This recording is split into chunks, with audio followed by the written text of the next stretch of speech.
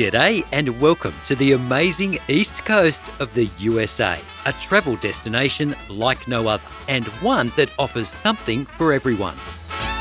Explore some of the world's greatest cities. Immerse yourself in the region's rich history and soak up the breathtaking natural beauty. I'm Adam Ford, and in this video we take you on an East Coast road trip south from New York City. Along the way, we'll check out one of the world's most incredible contemporary art collections, sample a culinary specialty in Philadelphia, learn about Amish culture in Lancaster County, visit some of Washington DC's most regal monuments, step back in time at Colonial Williamsburg, and country roads take me home. We spend a night in the Blue Ridge Mountains in Shenandoah National Park. The best of the East Coast awaits. But before we hit the highway, take a moment to subscribe to our YouTube channel for more amazing travel ideas.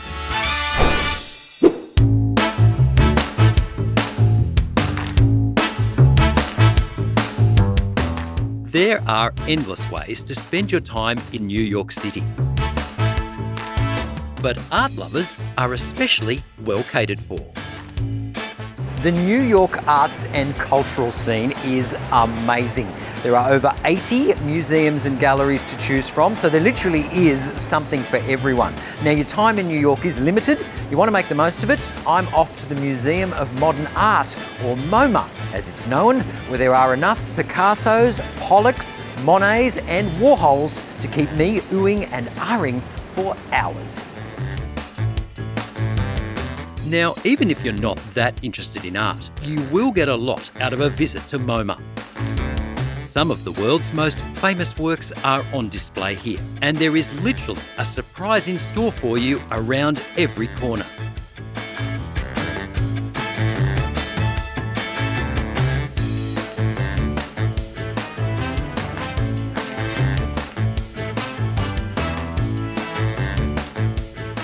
The gallery holds more than 200,000 pieces, with just a fraction of that on display at any one time.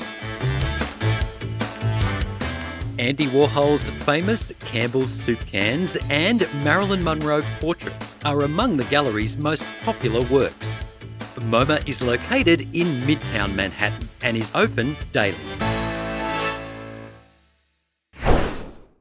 All right, now, beautiful Philadelphia is the second largest city on the US eastern seaboard after New York. It's a little bit like New York in some ways, although a little easier to get around, and it is packed with historic sites to explore, not the least of which is Independence Hall. Now, this is the site where the original 13 states gathered together to sign the Declaration of Independence from the British, penned by Thomas Jefferson. It was signed on the 4th of July, 1776. And of course today, Independence Day is celebrated every 4th of July.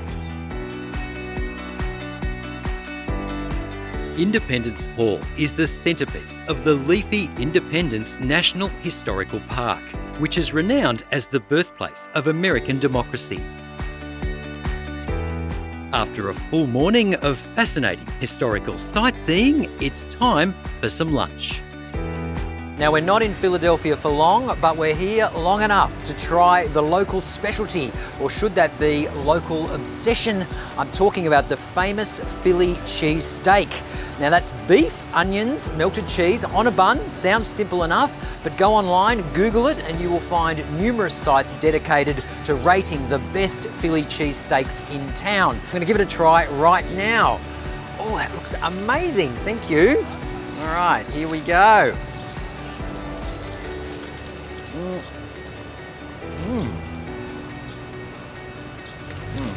Oh yeah.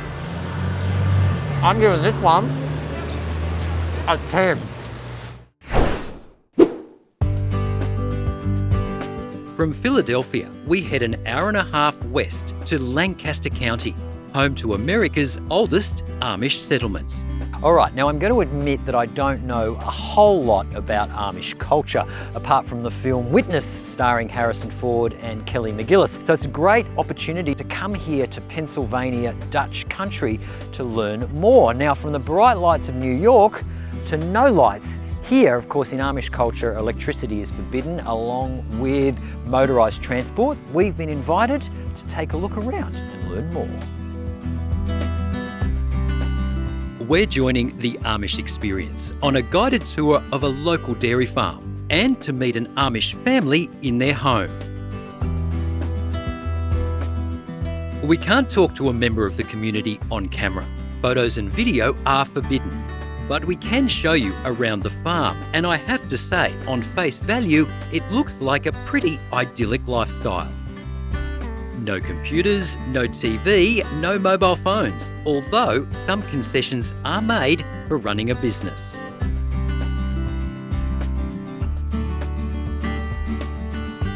Originating in Europe in the late 1600s, at the centre of Amish culture are a strong faith and belief in family values, and recognition of the benefits of hard work and a slower pace of life.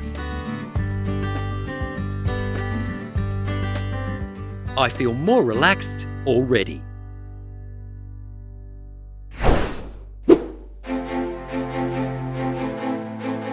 Continuing on towards the state border with Maryland, the town of Gettysburg is a gorgeous place and one that history buffs must see. It's remembered as the site of one of the most significant battles of the Civil War and for Abraham Lincoln's historic Gettysburg Address. Now, the American Civil War was one of the bloodiest, most devastating conflicts in human history, certainly in American history. The death toll mounted to 2% of the population of the day. Now, to put that into context, if Australia was in a similar conflict today, we'd be talking casualties of 500,000 men. Incredible. Now, Gettysburg is a great spot to learn more about this chapter in human history.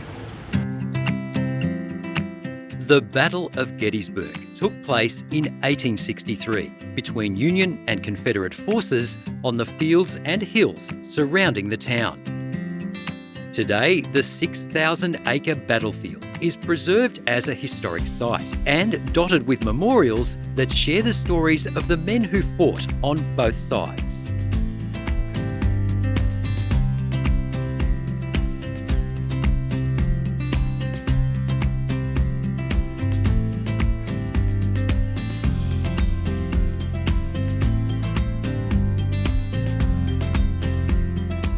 Start your visit at the Gettysburg National Military Park Museum and Visitor Centre. From there, you can join a variety of guided experiences.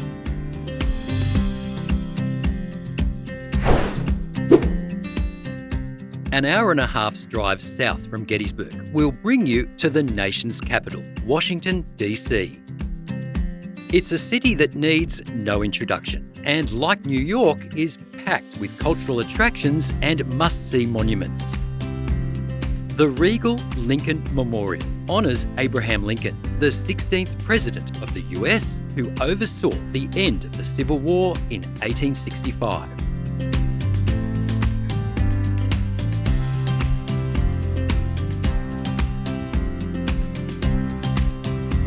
It's a short drive from DC over the Potomac River to Arlington National Cemetery, one of America's most revered commemorative sites, and the final resting place of service personnel from every US conflict since the American Revolution.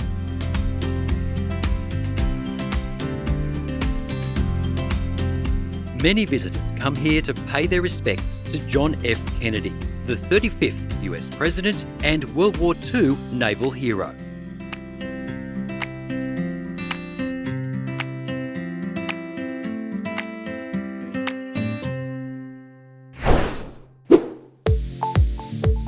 It was on the 30th of April, 1789, that George Washington took his oath of office as the first President of the USA.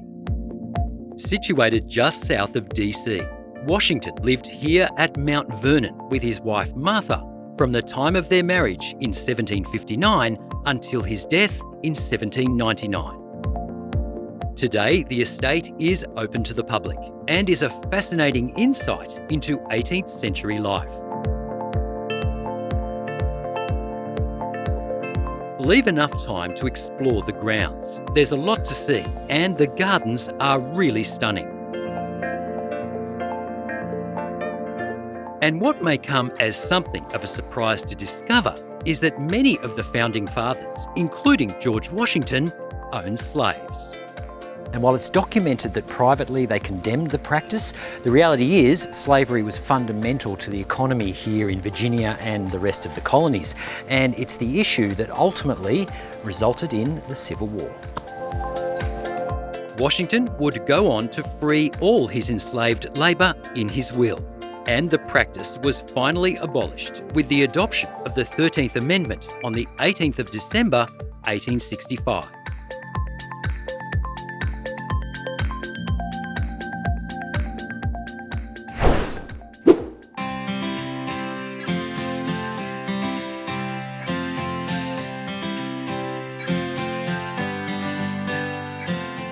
The busy streets of the capital give way to leafy country roads as we make our way west towards Virginia's Shenandoah National Park.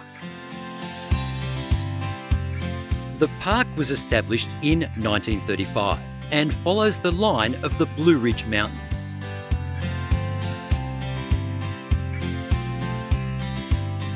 Now, if you've always fancied living in a log cabin in the woods, Shenandoah has that covered. We're spending the night at the Skyland Resort, which is beautifully integrated into the natural setting. Premium accommodation is available, but we've opted for something a bit more rustic. And I could quite happily wake up to this view every morning. Time for an early night. We've got some serious time travel to do tomorrow.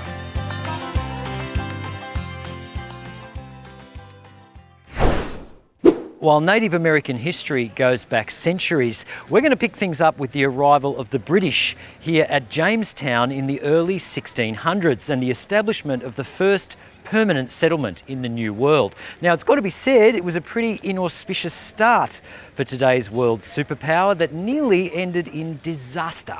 And we're going to find out why.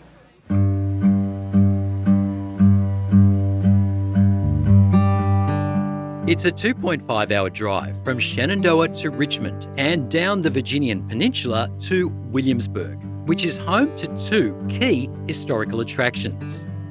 The first is Jamestown Settlement, which showcases what life was like for those first arrivals from Britain. In 1607, when those Englishmen arrived here on those three ships, the Susan Constant, Discovery, and the Godspeed, the Indians are already here. These are the Powhatan Indians, and they have a highly sophisticated structure. They are happy here. They don't have any metal here, so their tools are basically fire, rope, and shells. When those Englishmen arrive here, there's 104 of them that arrive. They arrive in May. It has taken them 144 days to get here. By December, only 45 of them are left. And what was life like in the fort itself? Well, this fort that you saw down there is 75% the size of the real fort, so it's not very big. People are wanting to leave, so everybody has to be a soldier. Everybody has to be accounted for. It's a hardship, it really is. There's not a lot of food here, and so they're rationed with their food. How close did they come to giving up and leaving? They come very close to giving up and leaving. And the only thing that really saves them is another group comes to reinforce them. This happens several times.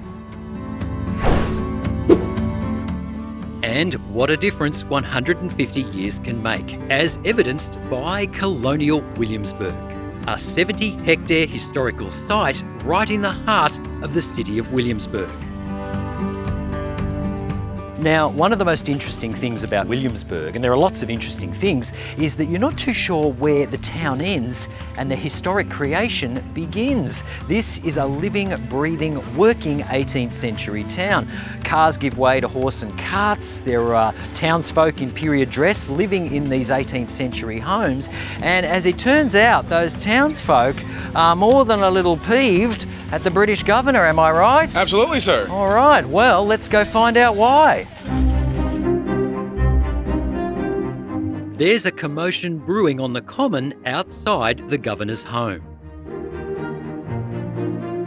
He appears to have appropriated the town's supply of gunpowder.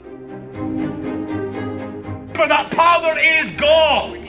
It is. It was paid for at the public expense by all of us, and it must be returned. We all know what has happened. The time has come for us to stand up for our convictions as Virginians.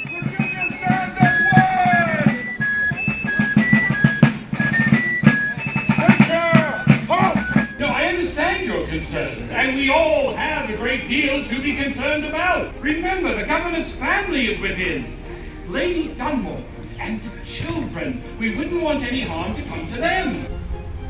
We shall do as Mr. Speaker commands. An elder statesman manages to quell the revolution for now.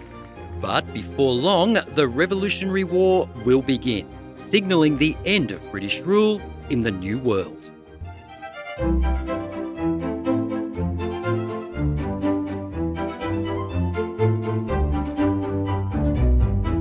There are so many great things to do at Colonial Williamsburg, but for my money, sampling some 18th century chocolate comes close to the top of the list.